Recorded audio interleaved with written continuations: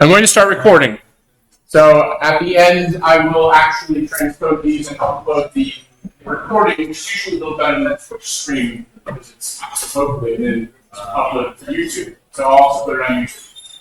But this way, people who are actually sitting at home, and I have to tell you that basically the last term, the largest class I had was the first day. And after that, it dwindled down to as little as 8 students out of a class of 8. It was 8 a.m. This class is only offered either at 8 a.m. or 5 p.m. Because if you're taking it with ARPA next term, which none of you are, well, maybe you are. None of you are yet. You're taking ARPA, it's 8 a.m. class. So let's get going. Let's see if I've got the mouse in the right spot to make the slides go forward. Alright, so first, I'll say welcome. This is, in case you were confused, CPSC 416, Distributed Systems. And for the next, I don't know, however many weeks it is, I'm going to be talking about just a handful of topics. I'm going to talk about failure. I'm going to talk about consistency. I'm going to talk about agreement, consensus. Consensus is actually really hard. But it's not the only hard problem. Consensus. I believe you ever sat around with your friends and said, hey, let's go get some dinner. And then comes the veto game. You propose something, but it's not going to feel like that. And then they propose something else, you're like, no thanks. And so eventually you end up going to some place that nobody really likes, but you agreed upon. Or you just sit there and finally go agree. This is the second time I've taught 416. I've actually never taken a distributed systems class. That's partially because when I started building distributed systems, we didn't have classes about it. We're going to be talking about papers that were written after I finished my undergraduate degree. And most of the work that we're going to be discussing will be stuff that's only within your lifetime, even. Unlike some of the classes you taken, like you took 313 with Marno, for instance, or I think Mike Felios taught that. You'll have heard stuff that's older than I am, which is saying something. Why would you want to take this class? Well, I kind of wondered about the sanity of everyone in this room, including myself. Distributed systems are core technology. They're probably one of the most difficult things that we actually implement and do on a routine basis in computer science today. If your goal is to get a high-paying job, guess what? This is one of those areas where you can get a high-paying job. Oh yeah, machine learning stuff, you can get a high-paying job there too, but you probably have to get your PhD in it. Distributed systems, almost everyone I know who builds distributed systems doesn't have a PhD. Some people do. The highest paid jobs, companies like Google and Microsoft and Amazon, are in fact in the distributed systems world. Why? Well, that's because pretty much everything we use these days has somewhere on the back end a distributed system. Or 100 distributed systems, all working together in order to make things like your food ordering app that's decided you couldn't put off and then to order it in because it's not too late to go. All that stuff is based upon these distributed systems. This is a really challenging class. It's not challenging in a gratuitous sort of way. You've probably taken some classes where somebody made it really hard to make it really hard. Because it's hard for them, it has to be hard for you. I'm not trying to make you suffer. The topic itself is inherently complicated. And I'm going to do my best to give you the tools that you need in order to continue down around it. Because this class is not going to teach you everything you need to know. My goal is to have you walk out of here having a good toolkit so that as you start looking at these problems, you have a framework in which to analyze them and work on them. And if you're, how many of you are going into industry after this? How many of you are going to be unemployed and stay at home and play games? There we go. It's like half the class. I'm just going to say mom and dad's basement and play video games. It's a great way to live for a while. It'll get boring eventually. Anybody going to grad school? All right, there's one for staff in the back. Some of you might be considering it if you're embarrassed to admit it. Fair enough. And when I did this, I finished my undergraduate degree, I applied for the PhD program, I was accepted, and I said, I want to do something besides sit in school for a while. A couple decades later, I said, I probably should get that PhD before I die. So that's actually what I'm doing here at UBC. I'm trying to finish up my PhD. This class worries a lot about failure. Now, you're probably sitting there saying, how do I make sure I don't fail this class? I've constructed this class in such a way that if you can spend 5 minutes every couple of days on this class, you will not fail. I actually don't care.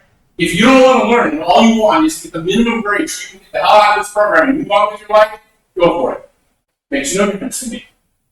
For the people who are here because they actually want to learn the material and they want to walk out with the skills, that's why you should be here. It's a really hard subject. It is really, really hard. It will fuck with your head. I'm serious. Right? Yeah, many sleepless nights. What did you get on Project 5? Do you mean the grades? The grades, go. Project. 96. 96. There you go. That's one of the highest scores. There's one person who actually got that project 100%. This time, it's just one small element of what you're going to be doing because I don't care about your code. Your crappy code that you write for some random assignment makes no difference to me. This time, I'm going to be using that code as a tool for helping you understand what I really want you to learn, which is how do you design solutions to these problems.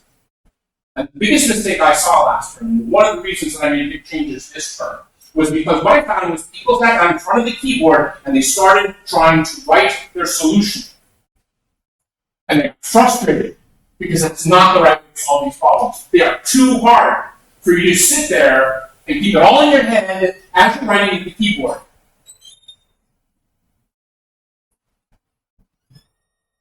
There's a lot of work in this class. If you really want to get great in this class, I'm going to make you work for it. I'm not going to make it gratuitous because I actually don't care. In the end, what I want you to do is to leave this class with enough skills that you will come back 5 years from now and say, that was the most useful class I ever took. I don't know if I'll make that. I don't know if I'll achieve that or not. Doesn't matter. That's my goal. And if you don't like failure and dealing with failure, not a great class for you. Go back and work with the, it's kind of funny because the projects are all in Java. Go back and work with Java. Very verbose and wordy, horrible language. This is a systems class. Systems classes are really hard. You talked, I mentioned machine learning earlier. Now, machine learning people are making lots of money in big waves and whatnot. Do you know why machine learning people can actually run any of their code at all? Because systems people have spent the last 30 years giving them ever more powerful distributed systems for them to run their crappy order n cube algorithms on in something less than the lifetime of the universe. And you laugh, but if you actually sit down and study machine learning, the textbooks are 25 years old. They haven't really changed. Oh yeah, there's some specific techniques that have changed. But they can say the same thing about systems, but the systems we actually build are infinitely more capable than they were 25 or 30 or 35 or 50 years ago. Because we built better systems, the ML people have better models. Now we have ChatGPT. And oh, by the way, I hope you use ChatGPT for every single one of your assignments. Because I'm going to use it for every single one of the exam questions. You know what it's really good at? I found this out. I said, here's a question, give me 3 plausible sounding wrong answers. It was really, really good at it. It was awesome. It's not hard. It's really hard to say, come up with something that's just slightly wrong. And you can do it naturally. It's me. That was a struggle. So I'm the instructor. I've been here since 2017, which seems like an eternity ago because it pretty much was an eternity ago. I also have an appointment at Georgia Tech. So when I logged into Eduroam, I used my Georgia Tech credentials. When I use UBC Secure, I use my UBC credentials. And it's sort of weird to wander around like random places in the world, and someone will go, "Oh, there's Edgerome here. I have Wi-Fi." I mean, you're living in the middle of London, or I don't know. I mean, there must be someplace more exotic. Madrid, actually, I ran into Madrid too. Just like some random street corner. Oh, look, there's a university here that happens to be part of Edgerome. My research is actually in usable storage. I've been working in storage for a long, long time.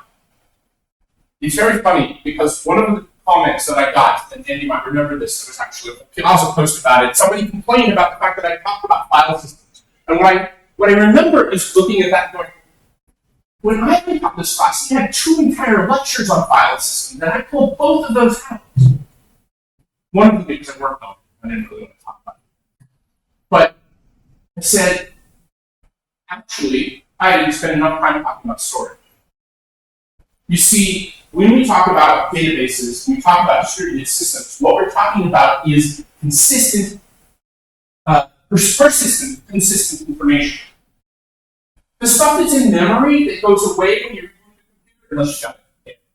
That's the other. You know that, right? You can actually read somebody's old RAM by spraying Restera on it. It's super chilled. You can plug it into your computer and read what was in it. That's cool. Security attack. That's all we care about. The only things we care about are the things that we need to persist. Because unlike anything that's in memory, the stuff that's on disk or on SSD or in anything non-volatile, no paper tape file was there. That stuff is still going to be there. It's not going to change. If you screwed it up, it's still screwed up. My distributed systems background was that after I finished my undergraduate degree, decided I was going to go get a real job. I went to work at Stanford. Okay, well, the t-shirt is appropriate, right? Don't expect normal from me. It's not going to happen. You might not know David Sherman. He happens to be, last I checked, the 8th richest Canadian in the world. He wasn't the 8th richest Canadian in the world when he got his undergraduate degree in computer science right here at UBC. He went on to do a PhD at the University of Waterloo. The system that he worked on was a predecessor to QNX, which is still an operating system that people actually use for specialized purposes. The research in motion people used variants of the work that he did. Came back to UBC, taught as a lecturer for a while, positioned at Stanford as a research professor, and retired a couple of years ago. Filthy rich.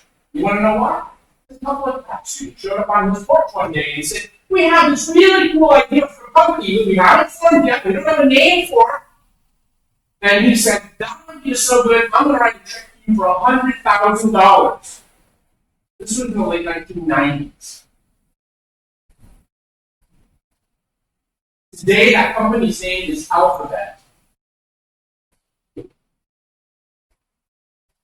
He was one of the first to invest at T and A capital Sean wrote checks at the same time. Turned out probably one of the best investments ever.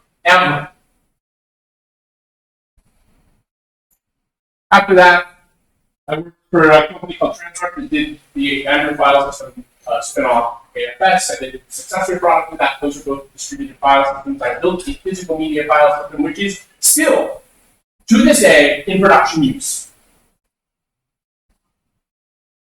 Scary. Code that I wrote in, and it's still in production use. I went to a company called Core Systems that did asynchronous remote networking. Those were both, the Transarc and Core were both startup companies. Core was a successful startup company, went public one day, and founders became 100 millionaires the next. Well, that same day. And I've done a lot of consulting. Here are our teaching assistants, including Andy. They are supposed to tell me when they're going to hold their office hours. They all came to me and said, "When do I need to hold my office hours?" I don't know. I set their schedule. Pick some times. Make yourself available to the students. As of this morning, when I looked, there were 15 people on the wait list. Anybody here on the wait list? Like half of the 15 are here. That's cool.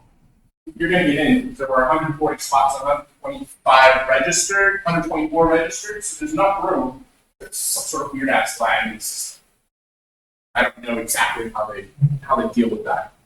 If you do join late, your deadlines for the first couple of quizzes will be extended. I don't actually care. I screwed up and made the first quiz open already. It's supposed to open at 6:30 this evening, and instead open Tuesday at 6:30. Oh well. Did anybody do it? Get used to that structure because that's what you're going to all look like. They are self-assessment. The questions are intended for you to reflect upon what you learned from the reading. If you don't do the reading and you just put the word frog in every single one of those boxes, I don't care. Resources, like Discord links have a 7-day expiration period, but apparently they don't expire. It's also been found that they had to put pieces into Discord itself rather than click them. I have no idea. As far as I can tell, the web is barely functional. 99% of the time. I click on things twice and get different results each time. It didn't work, let's try it again. It didn't work again, let's try it again. It's kind of like trying to get on the Wi-Fi. Connect. Sometimes it works, sometimes it doesn't. Didn't work. This is being live streamed. I noticed that some people join the Discord. You don't have to join Discord. I don't care. The Discord is there because what I found is that unlike Piazza, which is this very sloppy, formal, heavyweight system where everybody will be anonymous because they're afraid that they might look stupid for asking a question, because of course you're always supposed to be an expert when you walk into a class for the first time.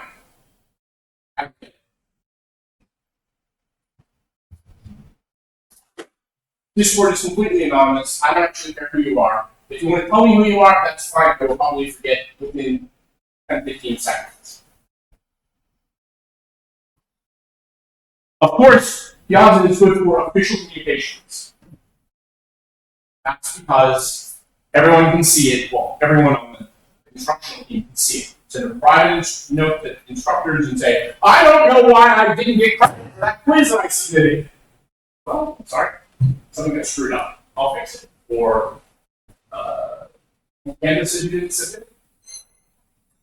Fine. Those are the kinds of things that you should put on Piazza, things that are official like that, blah, blah, blah.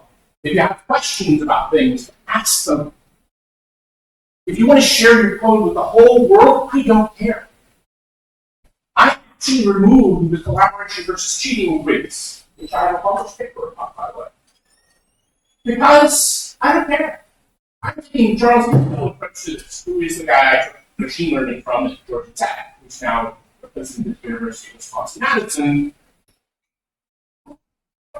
And he didn't care. He said, steal your code. I don't care. And I realized I like that attitude. I don't care. Your code is not worth anything to me. It's only worth something to you for helping you understand the problem. If you want to talk to me, you can set private appointments. I'm going to do the in-person thing privately because all they give me here is a desk, so I would actually book a real room where they have a private conversation. Coming in to talk to me, and I'm coming here to talk to you, it should be in a private setting. And there are rooms in the computer science department that can do that. Let's see. I'm going to normally do things on Discord. If you want, I can do it on Zoom. It does make me feel kind of dirty. Do something corporate. Sort of at least I feel like, hey, dude, we're just like, just gaming. I'm going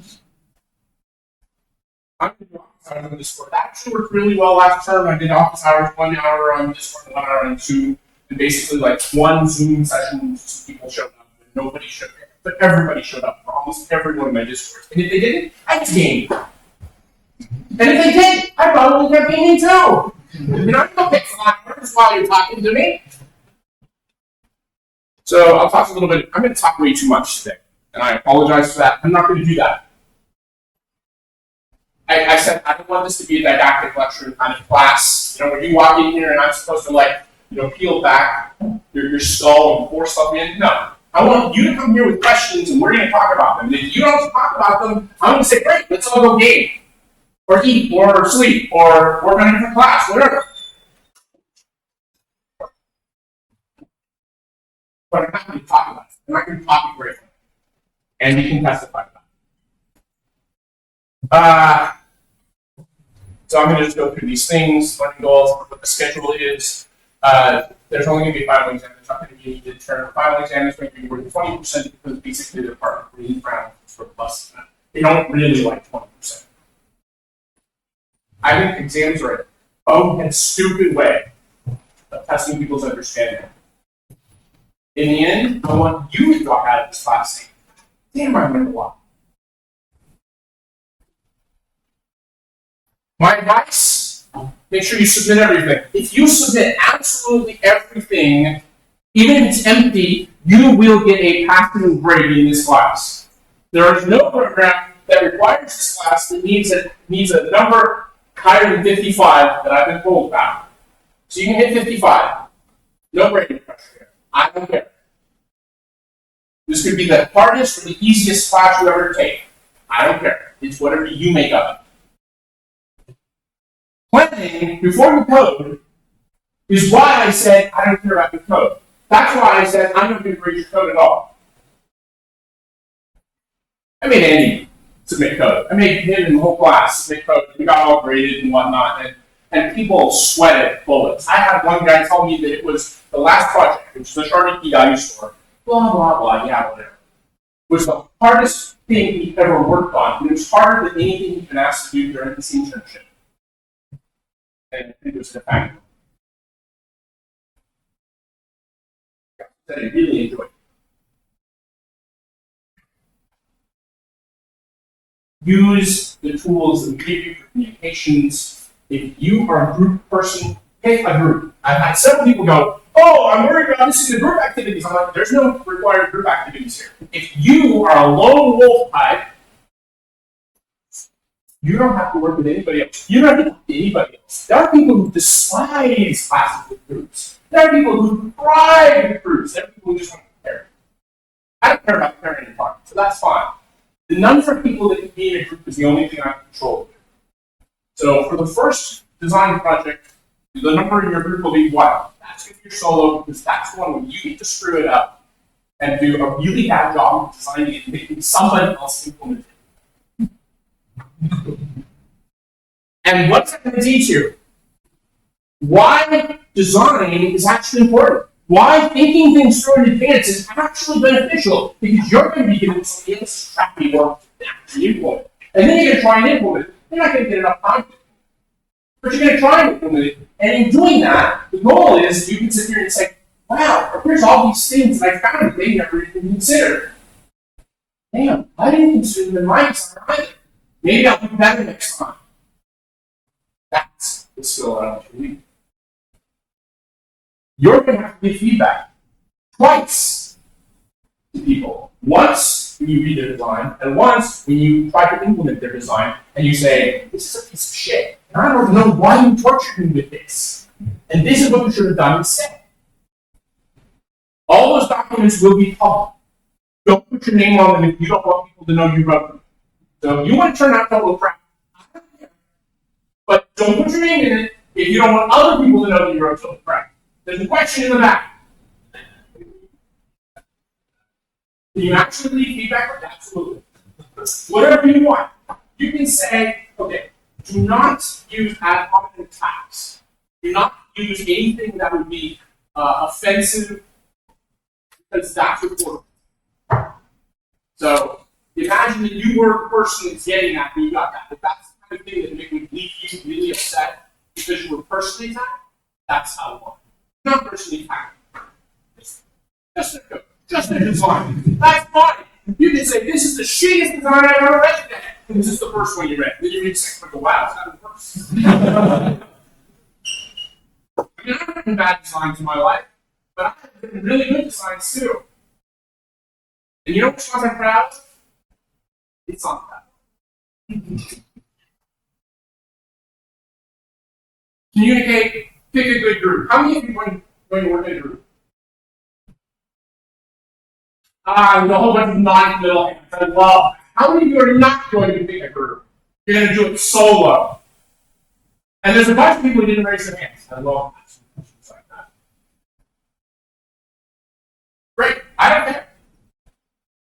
That's a recurring theme this term. My learning goals is that you understand fundamental concepts like what persistence is, what consistency is.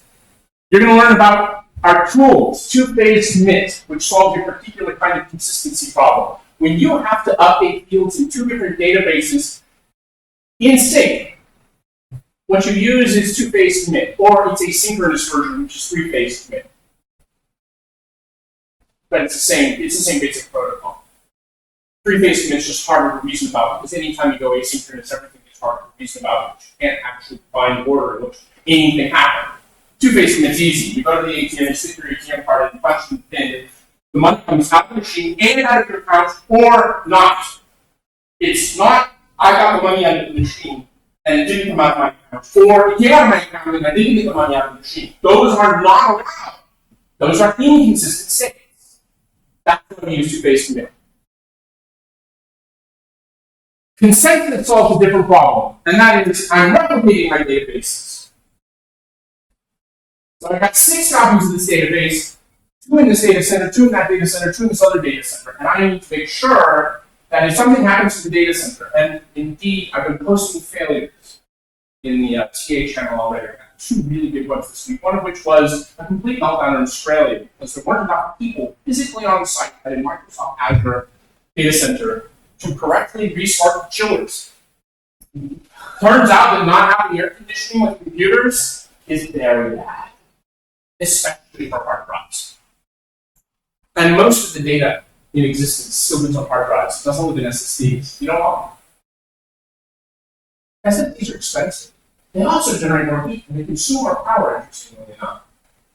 There are people who are going the other direction, who are working on higher and higher density, really cheap storage. I was just reading about one today somebody's just starting to figure out, which is literally they're aiming for $1 a terabyte of cost and delivering it in petabyte and larger units. Pretty cool stuff. But the hardest part of all of this, seriously, is when the wheels do fall off and you really do reboot the machine, how do you get back to a consistent state? That's the recovery problem. That was the piece that I didn't fully understand. Because I've been doing it for decades. So of course it's easy. I'm sitting here reading papers going, but it's a lot of years ago. This isn't. Doesn't everybody know this stuff? And they're like, no, people love it. The hardest part is actually the problem. When we sit down and start looking at the protocols and use for consensus, you'll hear terms like Paxos, RAP, and use-snap replication, and PMMC, and fast Paxos, and multi-Paxos, and blah, blah, blah, on and on, and yada, yada, yada. They get really confusing really fast because they worry about recovery and they worry about optimization. The wrong place to start with the protocol is looking at the optimized version of it. Because when you're doing things and you're going, what the heck are they doing? And why are they doing this? So the right place to start is to start with a really simple version and then start introducing the optimization. Energy back and forth, and it's inefficient, it's slow, but it works, and it means it's easy for us to reason about it. Then you start feedbacking things. Oh, well, no. Just not send you that extra response there, and instead I send you another request. I can piggyback the response bit in there, and then you'll know that I acknowledged the previous thing you sent. I can live with that. That makes sense. If you do that incrementally, you get there a lot better, and you'll understand it. If somebody walks into you and you show me their current distributed system now, oh, this is our app implementation. What? Because it's loaded with optimizations. The key skills that I want you to leave this class with are design skills, communication skills, and the ability to do meta-analysis. Self-reflection being a particularly important version of that. How many of you have done meta-analysis in your coursework here at UBC? I see one hand, 2 hands. And yet, the ability to look at your own work critically and to say, this is shit, is not a bad skill, because in the real world, when you get out there and you start writing that code, You are going to reach that point where you've been in the business for 30 years, you go look at some piece of code and you say, who wrote this piece of shit? And then you look and you go, I did. How can you do that? I want you to be able to look at that code and just say, how would I do it better? How would I solve that problem better? I mean, sometimes I go back and look at my code and go, wow, that's pretty impressive. I did a pretty good job there. You get to do that too. You don't just have to criticize yourself, you can actually compliment yourself too. Because nobody else can compliment. If they did that, then they'd have to give you a raise. This is top class. I'm not going to do these slides as well as I can. I just whoosh right on by that one. That's not very good slide deck. Module corrections is actually on our website. There are going to be some projects here that are based on the DS Labs. They're not great. I'm not going to grade you on these projects. And he's an expert on these projects. He's already done them all. So he's going to be able to help you understand what they're doing and how they work, how frameworks function. But you're going to be using these as tools to explore the design space, to understand and learn how do I design solutions to these problems. And the problems get exponentially harder. The first project they give you is this like trivial, let's send messages back and forth, ping thing. And the next one is a client-server communications thing. And then we give you a primary backup replication system for the view server. Okay, now it's a little bit interesting at that point. A little bit harder. People start really getting confused because now they have to worry about persistent state and recovery. Because sometimes the primary fails and the secondary gets promoted, and sometimes the secondary fails, and you have to get a new secondary in to replace it. The primary needs to make sure the new secondary is in sync before the new secondary is doing anything.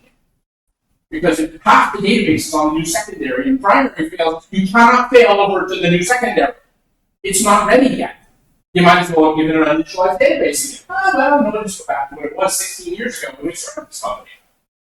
It doesn't work. Project 4 uses this. Anybody ever been to Greece? Have you ever been to Paxos?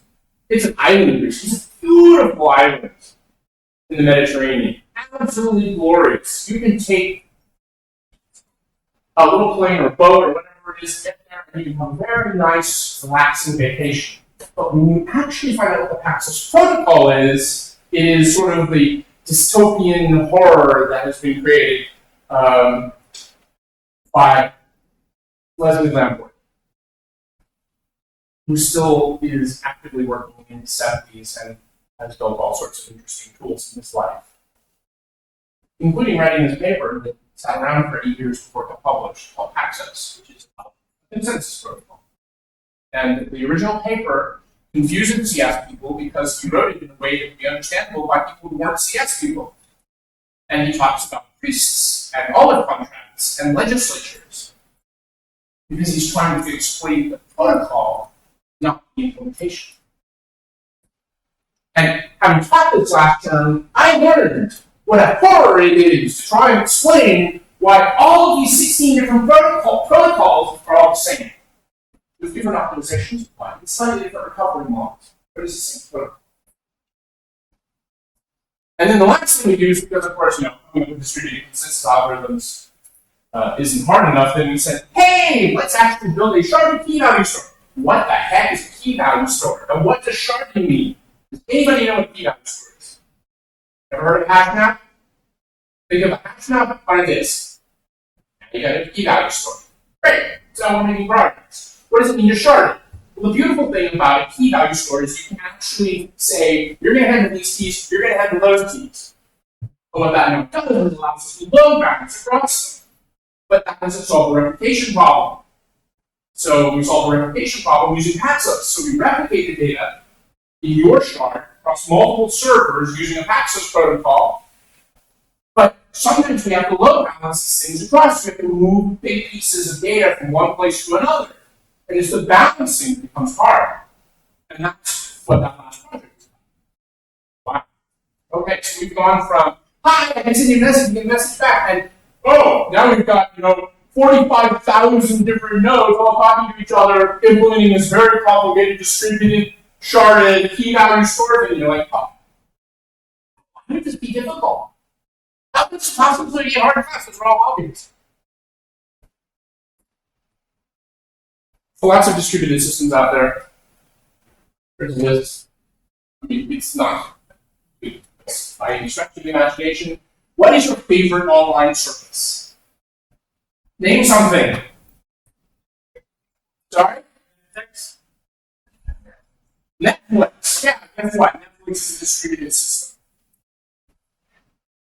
Big, complicated distributed system. All sorts of interesting things going on there. Ever use GitHub? Turns out GitHub is a distributed system. One of the failures we're going to talk about is going to be how a 43-second network outage of GitHub led to a 24-hour loss of service. Oh, wow. Yeah. Oh, wow. Turns out that recovery is really hard. Really, really hard. And the really complicated thing about recovery is, have any of you ever had a computer crash? Have you gone to your backup? Exactly. Well, you know what happens when most people go to the backup? They find out it doesn't work. At which point, they might as well just not be doing it all along, which is why none of you have backups. I'm sure there's so many of you with backups. I lost my computer on Wednesday. As I was plugging in a microphone, and I accidentally hit the reset button on it, which shouldn't cause the computer to go into a horrible state, but it did. And Windows wouldn't boot. But Linux, NVMe on the machine, which I usually run inside a virtual machine on my Windows box, I was perfectly happy to do. That's really what I want. And so Windows was offering to basically reinstall itself. And I'm like, nah, I'll do it myself. And so I pulled all of the hardware out, and I had to reinstall it, and I put all of the hardware back in, because I had an extra NVMe drive. So I said, well, you know, I could. We were better than VM drive there one of these days. That day was Wednesday. And I installed it all, and I got the old one, and the old one is perfectly readable, and I can get all the data off of it. So I actually have a very nice recovery scheme. I used cold storage, had cloud backup, and I can put 4 NVMe drives, 5 if I really want to, 4 NVMe drives on my computer. I have an insane computer. 64 cores, that's cores, not processors, 128 logical processors, 256 gigabytes of memory, 36 terabytes of hard drive storage. And I can run VMs and a game at the same time. Oh, and I have a 4090, which is water cooled, and I've never managed to get above 34 degrees Celsius. Which, if you know anything about 4090, is like, what? They're down 34 degrees when they're not turned on. Backups are really hard to get right. And we're trying to do something even harder. A lot of times it turns out doing a restore from backup media is almost completely untenable. It can take days or weeks to read large databases back from tape or optical storage. And there's lots and lots of data out there on the internet that says if you can't get your database back up within about 10 days, your company is likely has a very high probability of never actually continuing, of going out of business. This is why this is important. That's why the cloud vendors actually have a whole business model, because they work at solving this problem. Infrastructure, self-assessment, design projects, capstone project finance. I'm way too much here. So, the goal is before the class, read the assignment.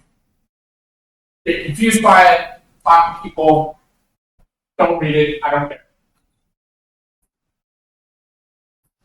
Come to class, be prepared to talk about the reading. My goal is to minimize this kind of one-way communication. I really want you to come back in here and have questions. If you don't have questions, I don't know. Maybe I'll start an email.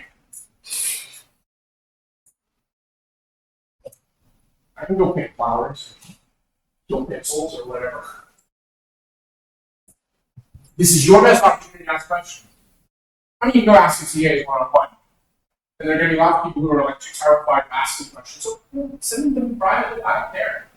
I'm perfectly happy to answer questions that are anonymously submitted on Discord or on Piazza or whatever. Immediately after the close of the class, what's supposed to happen is the quiz will open. It is a self-assessment quiz. You go through it. Questions in it are, what did you learn? And then I throw in a couple of questions about the actual material to see if you like measure, well, did I actually read it or was I just typing food, Chinese, Mexican, Italian, Indian, whatever kinds of food. Or Uber Eats. It closes at the start of the next lecture. So the idea here was that it opens at the end of the lecture and closes at the beginning of the next lecture so that you're not actually doing it while you're sitting in your class. Okay, great. The grading is, did you submit it? If you did, great, you get 100%. That's it. You get full credit for it. Don't care. I'm not going to look at it. Andy's not going to look at it. But maybe it'll suggest some questions you need to do follow up to. Because you really didn't say, well, it's supposed to be clear to me, I should clarify. And if you post that question, it will help all the other people who are too shy and afraid to ask the question because someone might think they don't know the material already. If you know the material already, come teach. It's great. Go ahead, come back. No, that's not. Oh, okay. All right. Fair enough. All these self-assessments are 10% of the grade. At some random numbers, that's random things. The design projects are 45% of the grade. That's 15% each. They're treated exactly the same. They are exactly the same grading style, which is you write a design. If you just simply want to write, I hate this class as your design, then that's what you get to submit. You'll get full credit for it. I don't care. You will then be asked to review 3 other people's designs.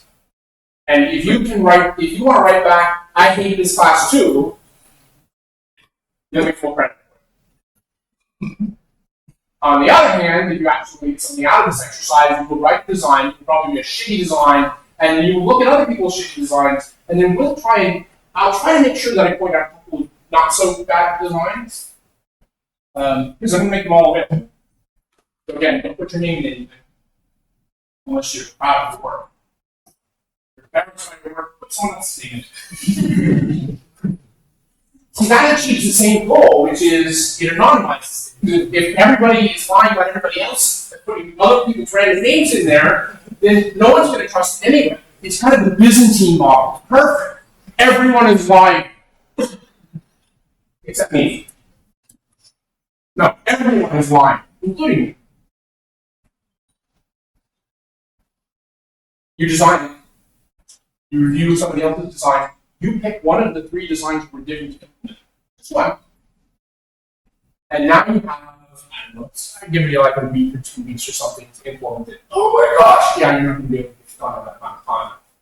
Goal is to use that time to explore the design space a little bit more. You're using the code to analyze that design and to say, what did the author miss? Implement this. And you know what? The truth is, if you've got really good design, you can actually implement any of these projects in a week.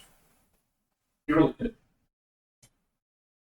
If you get a design so good that you get it implemented in a week, you should be writing a glowing review, and you should say they did an amazing, incredible job of thinking of issues that I haven't even considered that made it really easy for me to implement this.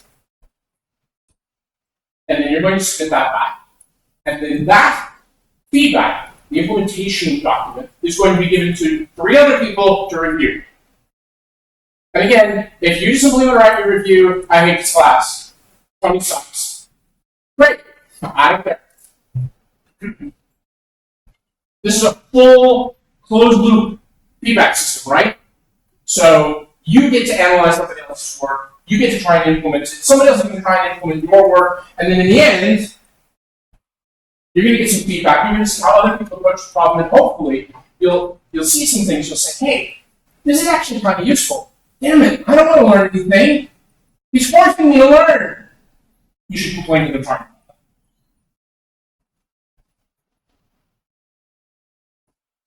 That would be 45% of your grade. There you go. 55%. All you have to do is write nothing. Just submit it. I don't care. You have no way to fail in this class except just not showing up. I can tell you, last term, I had one person fail that class. And the only reason they failed that class is because they didn't take the final. If they had taken the final, they would have passed the class. No one failed that class. And despite that, every day, for the entire term, all I heard was people who were terrified they were going to fail the class. Andy probably thought he was going to fail the class right up until the last possible moment. Did you? Somewhere along the way. I don't want you to sweat like that, because I want you to learn. And the other side of this is, frankly, if you're not going to grad school, you're not going to grad school. If you're not going to grad school, no one cares about your grades. You're going to get that first job, and after that, no one cares. Maybe they'll care about that first job. Probably not, but maybe. You'll find a job when they're there. And I know you don't believe that now. You're going to come back in 10 years and you're going to say, yeah, you were right. I don't care. Here's where we actually put all of this learning stuff to actual use. And you get to design and develop and build your own capstone project. This can be done in a team of up to 5 people. 5 is a lot. You may very well find out why 5 is a lot. You can choose a group of 5, but maybe you can choose a group of 5 really good people in which case you're going to knock this thing out of the park. You get to define what it is. You get to pick the language. I don't care. If you want to write this in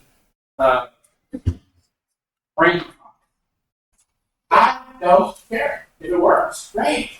Oh, and by the way, you actually have a video of your project working. That's what we're doing great. The only thing we're actually doing great here is the final exam and your capstone project. And not like after your capstone project is great either. It's just going to be, well, submit schlock if you want. So you're not even going to get a minimum grade. Maybe it's 60. 60 is good enough to have to make mom and dad happy, right?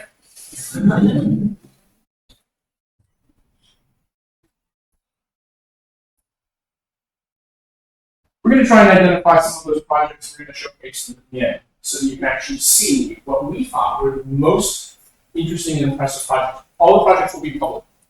You will submit your code to the project. I'm not going to compile it. I don't care if it compiles. I'll be really impressed if you write in something modern like, oh, I don't know, C.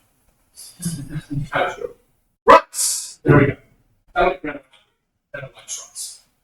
You can write it in Go, you can write it in Java, you can write it in C, you can write it in C++, you can write it in Brainfuck if you want. I don't care.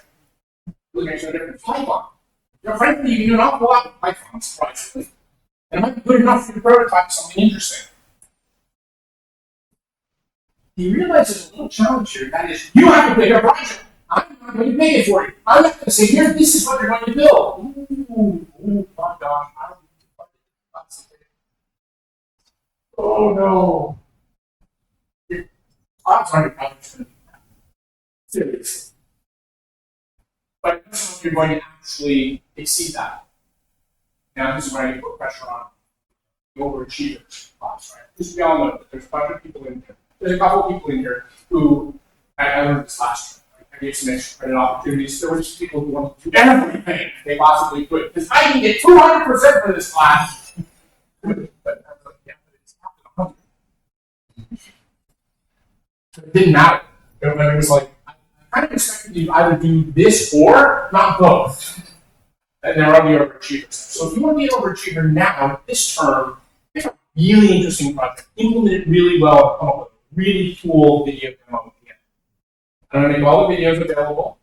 I'm going to make the projects available. Code's going to be available. Everybody's going to see your works. You can be really proud of it, and you can be totally ashamed of it. If it's crap, that's what most of it's going to be. People are going to look at it and go, "What a crap project." There's going to be a couple of projects that are going, "That's kind of cool. That's really cool." And then they're going to read the design documents. So they're going to look at the code and they're trying to figure out, "Wow, could I have done something like this?" Because that's my goal. I'm a firm believer that everybody can be an overachiever.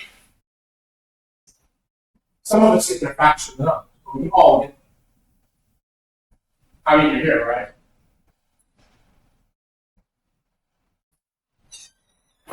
So, project design is due on November 23rd. There's a very short cycle here. I looked at this schedule. I'm like, damn, this is going to be an interesting March. But you need to start thinking about it today. So you have time. You just have to get that design done by the 23rd. And since, even if you wait till the 22nd at, if you wait till the 23rd at 11 o'clock at night, I have to get this thing submitted by midnight. And you write it up, okay, you ain't gonna pass the class.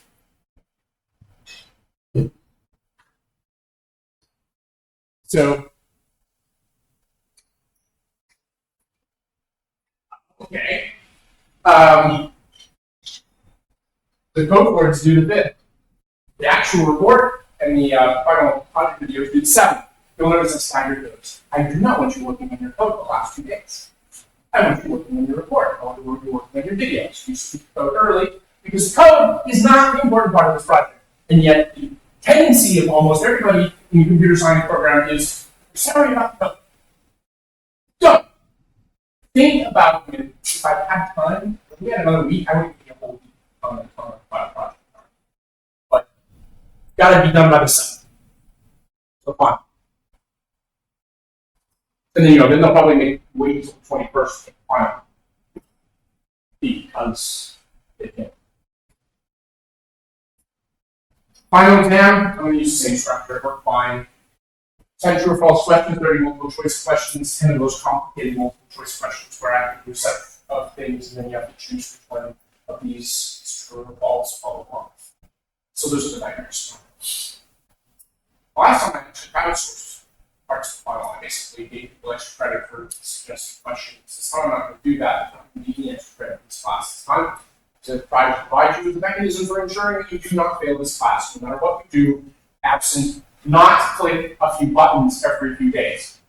I know that's onerous, but I have faith that you can actually manage to get that. And it was kind of cool, you might remember this, but every student got their own exam with different questions on it. It was fun. On paper.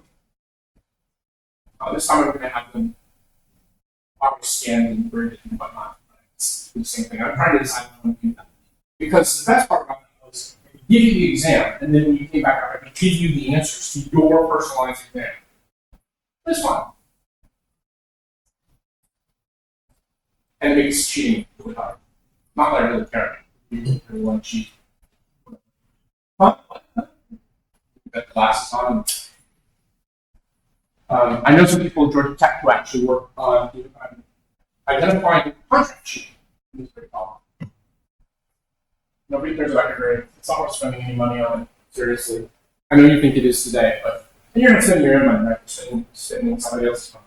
Because your dad is always probably your parents or your little brothers. Your little brother, anyway. All you do is go buy drugs with it. Let's see. Our nationality is that I really want to emphasize the grading. I don't care. I want you to learn. I don't think that grading is a particularly effective way of bludgeoning you into learning. The gamification of learning is a serious problem in education in general, for science education. I'm throwing some pretty radical ideas at this time. Last time I was a lot more conservative. This time I'm like, I don't care. Maybe they'll learn how to go back and teach this ever again. But I want you to learn. And that's what I'm trying to do. I'm trying to set you up for success. And one of the ways I'm doing that is by making sure you fail. As long as you click boxes and push buttons. How many of you are good at pushing buttons? I'll go ask your mother if you don't say you are. Right? Yeah, and people just laugh, but we know. You know how to push your mom's buttons, don't you? Or your dad's, your little brother, your big sister, or whatever.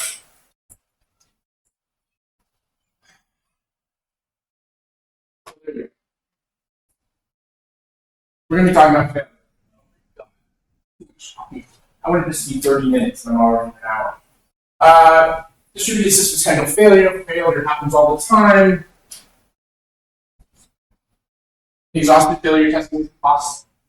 it's really scary. The only way you can actually observe a problem is production, and the only place you can actually test updates is in production. This is one of the reasons why design is actually really important. You really have to sit down and think about what could possibly go wrong. And I guarantee you that things that you never even think of going wrong will go wrong. But I also guarantee you that if you can think of a way that something can go wrong, it will. Because you're not nearly as creative as the universe. The universe is here. Yeah. One of the things that worked really well last term was I started every lecture with a failure. I'm going to continue to talk about examples of failures and try and keep that to a very short period of time and it's longer. I'm going to try not to. It helps motivate the class, helps explain why these failure scenarios and failure conditions I'm talking about aren't just bullshit, like a lot of the educational process feels like we do. They're real wrong. They really happen. Never have failed. Use the hard drive. I remember a lecture I never came back from the day sale. Who was one of the people who finished the 2 days. And he talked about the fact that in the Large Hadron Collector runs at its scale. Anybody ever heard of the Large Hadron Collector? I'm a physics geek too, so the Large Hadron Collector is this thing in Switzerland that they use to accelerate particles and do particle physics experiments, and even read stuff. Well, I read stuff all the time about it. Every single run of the Large Hadron Collector runs about 30 petabytes. Petabytes! You know what a petabyte is? It's not. I know that petabyte size files are pedophiles, but that's not the same. A petabyte is 1,024 terabytes. That's a pumpkin big chunk of data. Each one is 30 petabytes. Petabytes. And at the time he gave the talk, he said the following is that when they have 5 other sites in the world that needed copies, here's something like 8 or 9. Just statistically speaking, reading how much data off of storage, you were going to get unrecoverable readouts, like some number, 20. They're just going to be regions of the original data you're not going to be able to read. That's the kind of failure we're talking about. Somebody else from Amazon came along and talked about this as well. And what she said was she was S3, which is the simple storage service, which has been around since Noah built the ark. At least in terms of web services. S3, it's almost everything on rotating storage, disks. And she said, well, you get these things that have like 5-year mean time of failures. And that means that, one of them, you have a 50-50 shot of seeing fail within 5 years. Okay, that's fine. But now you get the birthday paradox, which is if you got 1 million of them, you got them failing all the time. Like multiples of them fail every single day. And over time, we've learned that not only do they fail, but they actually fail in ways that are correlated with each other. So that if you use the same disk drives from the same factory, the same manufacturer in a RAID set, often, not 100% of the time, but enough to cause real problems, you might not actually be able to replace the failed drive before another drive in the set fails. They've learned this. So you know what? They no longer mix drives from the same batch, and they build RAID sets. And that's the kind of failure you probably didn't think about. And then you learn about it. So, somebody tried to drop in the assembly line that day. And all of the drives have the same basic flaw, the same component, or there was some material contamination in a particular batch. So you mix the batches, you mix the drives, you don't use the same batches, you don't use anything that's got the same serial numbers, or related serial numbers. If assembly lines, manufacturers, blah, blah, blah. These are the real kinds of examples. I'm going to use a gaming example for my starting failure. I used it last term too, I really liked it. In the last term, it was almost like topical because the latest version of this game that I've been playing for a long time, World of Warcraft. They released a new patch, new version, right? And they have this really cool thing where you actually get on a little boat and it would take you to this new area. Except the growth. No one could actually get, almost no one could actually get on the little boat. Some people, I actually did eventually manage to get on a little boat. Some people actually got to the new area and there was no one there. Because, of course, they had scaled out expecting that they were going to have a million people trying to use this thing all at the same time. And everything melted down. It was a really cool write-up. I love these write-ups because they help you understand what can go wrong. They have tests and all sorts of things. It was the interaction between two positively unrelated components that turned out to actually be positively with. And it didn't work. They had a timed event trigger, so 3 p.m. on release, because of course Blizzard, which might become part of Microsoft next month, who knows? Blizzard is based out of Irvine, California. So our time zone. And that's some encrypted data because they don't want people to see what's actually in the game before they release it. And that's what caused the problem. This is really cool. I'm not going to read through the slides, I can read through them, but it's a very interesting example of what kinds of things go on. And these games, these large MMOs, are in fact one example of a large distributed system. It's actually one that's also inherently unstable because they're constantly changing it. Amazon doesn't change their services nearly as fast as its game folks do. And they're not nearly as cavalier because, of course, Amazon is being paid large sums of money to provide guaranteed services. And if you screw it up, Amazon will measure the downtime in millions or tens of $millions per minute. Can you imagine being in a job where you personally were responsible for something that cost the company $100 million?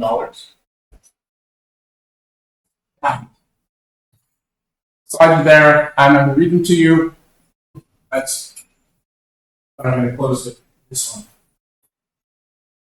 I don't know if you've ever heard of Murphy's Law, but it's anything that can go wrong with it. Murphy was an optimist. And you will feel that way when you work in distributed systems. Now, if you're not scared at this point, I only saw one person run out the door, and then they came back. That was a weird part. It's like, wow. It might be a good time for you to say, no, maybe I really should do something different. There's a nice job at once. All right, too much background. Let's talk. How many of you actually read Petrov, chapter 22? Hey, like 10% of the class. Awesome. Okay, one of the reasons that I'm doing these self-assessments every single time is because the most effective class I think I ever took was one that had lots of small deadlines. And that's why we have self-assessment quizzes. I'm trying to keep you guys. I don't want you to be overwhelmed. The problem with big project deadlines, like that looming one in November, right? The problem with big project deadlines is it's really easy to kick the can down the road. But if I can get you to read this material and understand it as we go along, even if you procrastinated the design project until 11 o'clock on November 23rd, it's 259 minutes, you will have a lot of the tools that you need to understand the problem. So Petrov starts off by talking about storage.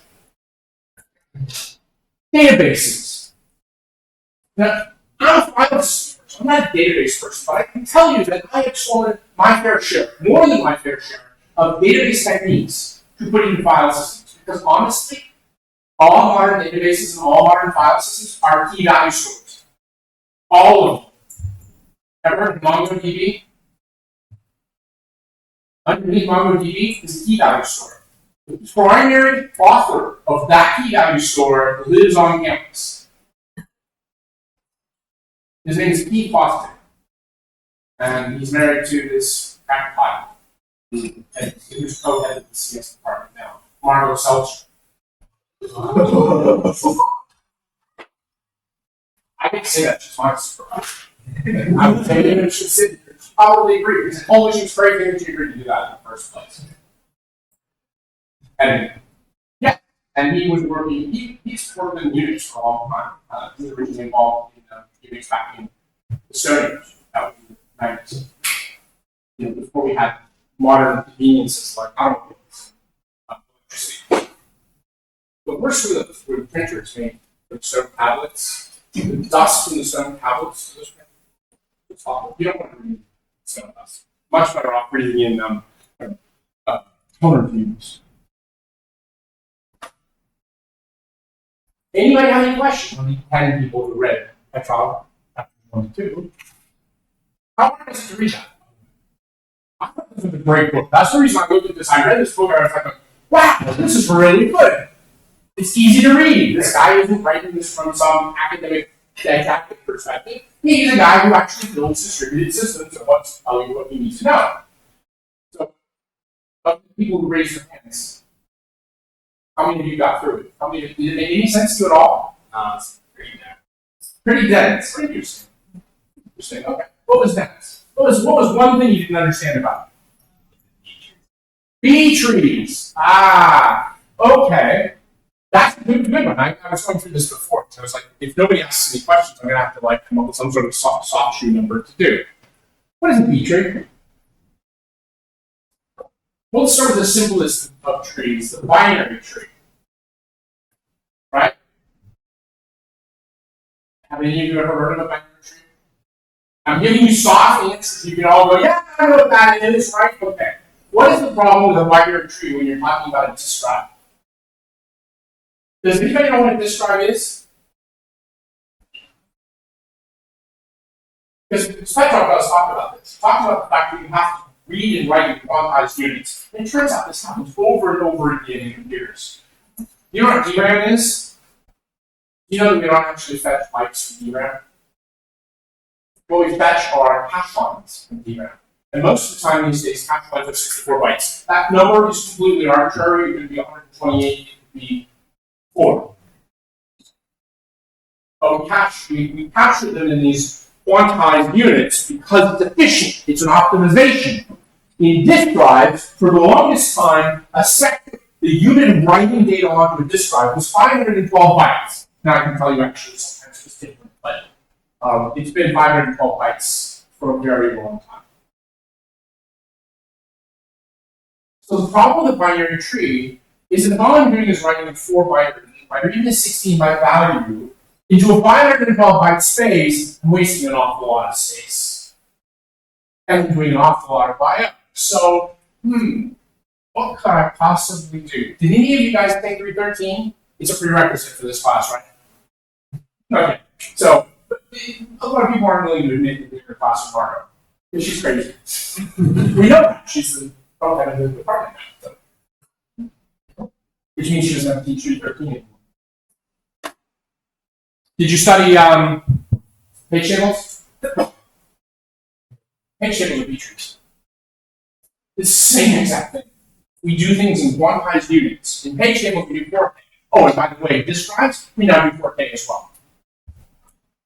Because it turned out 512 was too small. We made it bigger, we made it 4K, and it allowed us to do much larger drives, and then we figured out other ways to solve additional problems.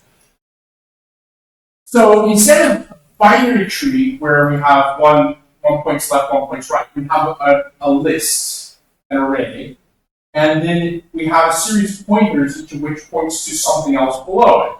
So when we talk about page tables, let's take, I don't know, a random processor that probably none of you have ever heard of called the x86. An architecture that is not as old as I am. But it's really old. It's really old. I mean, the x86 architecture dates from the 1970s. That was before we had airplanes.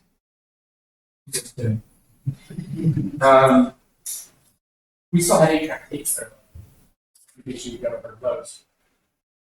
And the x86 processor didn't have virtual memory support. In fact, it only could talk to a megabyte memory initially, and now it actually can talk to lots. So now it can actually talk all the way up to, in theory, 64 bits, which is, anybody know? But you were thinking in their head? 16 exabytes. How big is an exabyte? You're going to petabyte. 1,024 petabytes is an exabyte.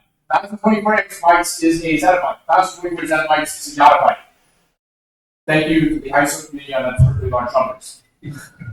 We actually generate, I think it's about 5 or 6 zettabytes of data every year now. Zettabytes. Why is storage important? Because we store everything. We don't throw anything away. How soon? It's more expensive to throw things away than it's just something like leaving them there. Okay. So in page tables, we have the scheme where we took the address bits and we divided them up and that pointed out to different places in this table. That's all we're doing. We're just doing it with disk drives. And then we try to get a little clever about it because maybe we don't want to just simply have linear spaces, maybe we want sparse spaces. So we use slightly different data structure. But conceptually, it's exactly the same thing. A B tree is nothing more than a page table on a disk drive. Eventually, there's actual data you get a rat's ass about. But the rest of the layers above that, they're just how do you get to the pieces where the data is actually located. That's it. That's how we build really large databases. That's how we build really large file systems. We build tree structures. And then we get clever about it. And we like, I don't know what this, but we actually do tiered storage. Maybe you remember in process architecture, there are all these caches. The caches get bigger and bigger and bigger. And then finally you get to DRAM. Well, in fact, DRAM is then backed by disk or NVMe, which tends to be this. And we move things in from slower to faster memory. The caching model has this very peculiar behavior, and that is put all the hot data in the smallest, most expensive, but fastest cache. And the slower the data need gets, the cheaper the storage we use.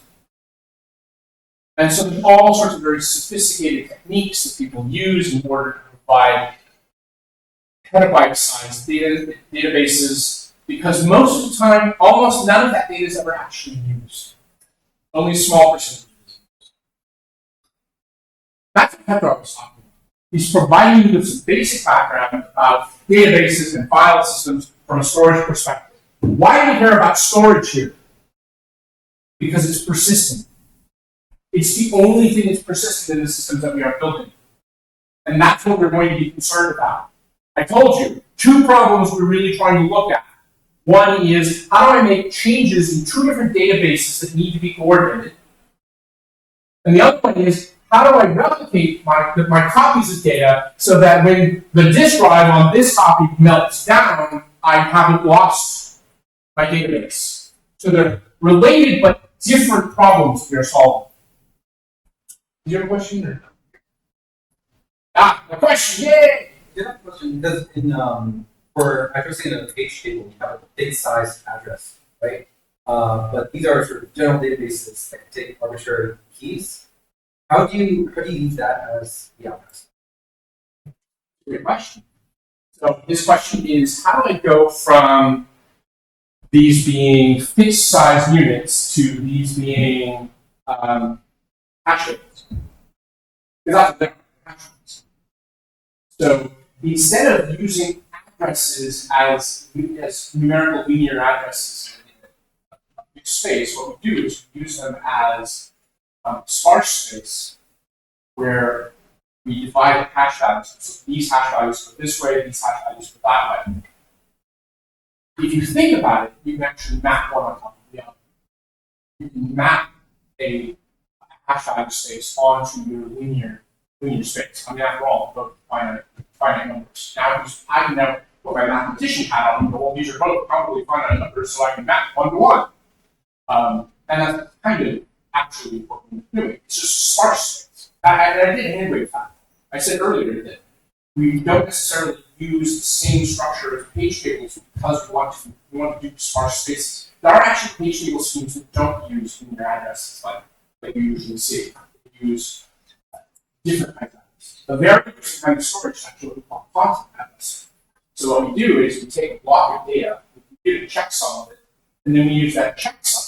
We use that cryptographic checksum to identify where it's stored. So we map the content address, we call it, to the physical location. And then we put the content address into the tree.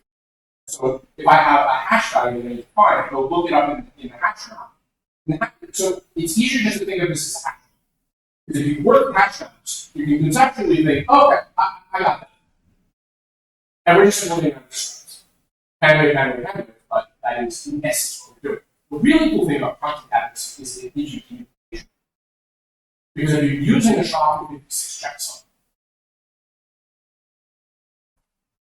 how many collisions have any of you seen in blocks of data using a SHA-256 checksum? Because if you've seen one, there are some people who would be very interested in seeing your example. It turns out that no one has seen one yet. It is statistically possible, but the statistical likelihood is much, much smaller than the zettabytes of data that we continue to produce. Very interesting. Eventually we will see, and then we'll have to solve that problem. Yes. We need to make the checksums bigger. First thing we want to make lots of data. There are other checksums that people have used. MD5 is an example. SHA-1 is another example. MD5 is deprecated because, in fact, Google published a whole mechanism for coming up with blocks of data that are not the same and have the same MD5 checksum. Now, you can harden against that by keeping the length as well as the checksum. It turns out that doing the same length is not the problem that Google solved. They built files in a different length. Basically added soft to the end to get the checksum to work right. Think of it as bit form 5. A lot easier to solve than the proof of work in blockchain.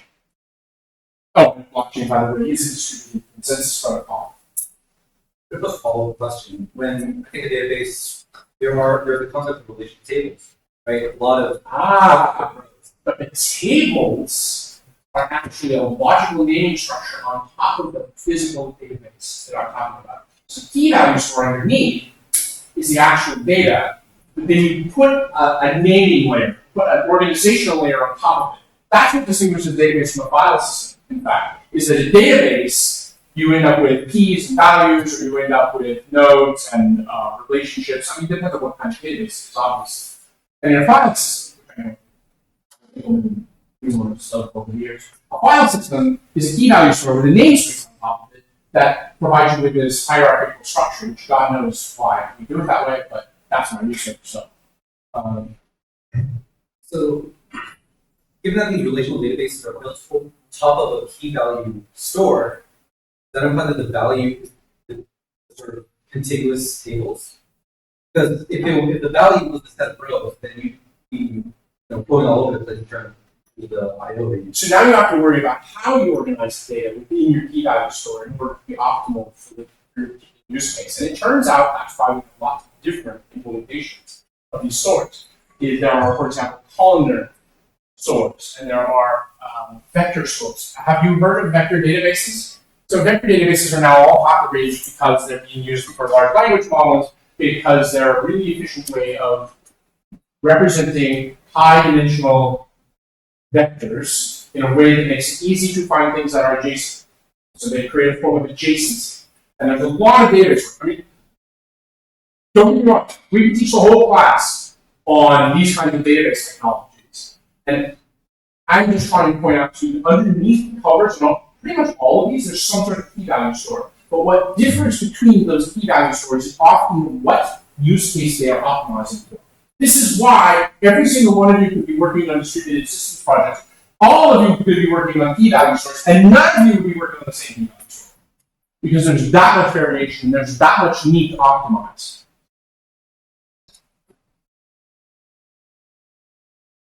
And when we start looking at the databases on top, it's a really good point. We're going to have to use some sort of transactional system to make sure that we can maintain consistency as we make changes within our own database. So we create journals. That's what the database we call them. I'm a file systems person, so I call it a log. But we create some sort of recording of what has happened or what's about to happen, so that we know how to fix things when they break. And that's what Petrov is starting to lay the groundwork for. The next chapters are going to continue to build on top of that groundwork. The base groundwork is We've got databases. We have complex storage structures for these B trees. We have key value stores. We have file systems. They're all built on these very basic principles. And that's what I want you to take away. And next time, a lot less me talking, a lot more of this happening for the question. So I think it's chapters 3 and 4 for next Tuesday. Yes, I know this is a on death march because we have to get through a lot of material in order to give you at least exposure to the stuff you're going to need in order to do the design projects and then have some projects. But don't worry, I will be able to talk about all sorts of interesting topics as we go there. Now we're going